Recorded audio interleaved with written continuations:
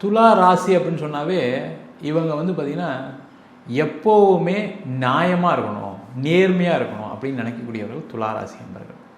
எதிர்காலத்தை உணர்ந்தவர்கள் துளாராசி என்பவர்கள். இவங்களுக்கு தெரியும் லைஃப் இப்படி தான் போகும், ஃப்யூச்சரில் இதெல்லாம் நடக்க போகுது, நம்ம இதெல்லாம் கேர்ஃபுல்லாக இருக்கணும் அப்படின்னு நினைக்கக்கூடியவர்கள் துளாராசி என்பவர்கள்.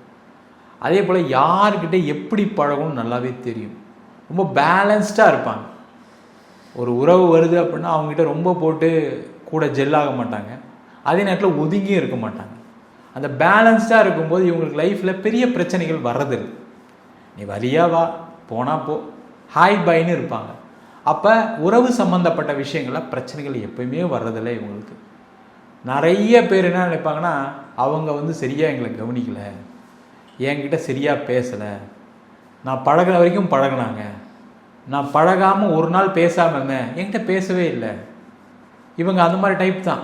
இவங்க பெருசாக நீங்கள் அவங்க திருப்பி பேசணும், நம்ம இன்றைக்கி போய் பார்த்துட்டு வந்தோமே நாளைக்கு அவங்க பார்ப்பாங்க அப்படின்னு நினச்சி நடக்காது. அந்த மாதிரி ரொம்ப பேலன்ஸ்டாக இருக்கக்கூடியவர்கள் இந்த துளாராசி என்பவர்கள்.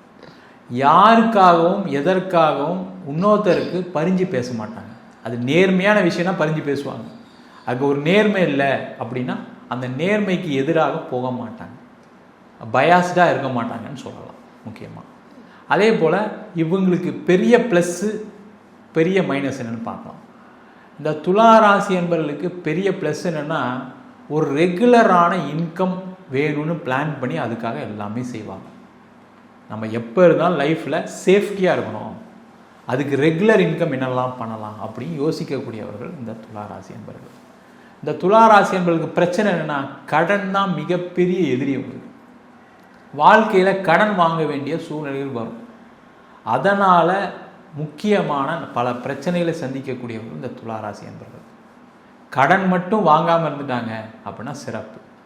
அதே போல் கூட பிறந்தவர்களால் எப்போவுமே ஒரு சண்டை, அவங்களால ஒரு பிரச்சனை, அவங்க மூலியமாக கடன் வருவதற்கான வாய்ப்பு உண்டு. அதனால் கூட பிறந்தவங்களுக்கு செலவு பண்ணும்போது கேர்ஃபுல்லாக தேவைக்கு செலவு பண்ணணும்.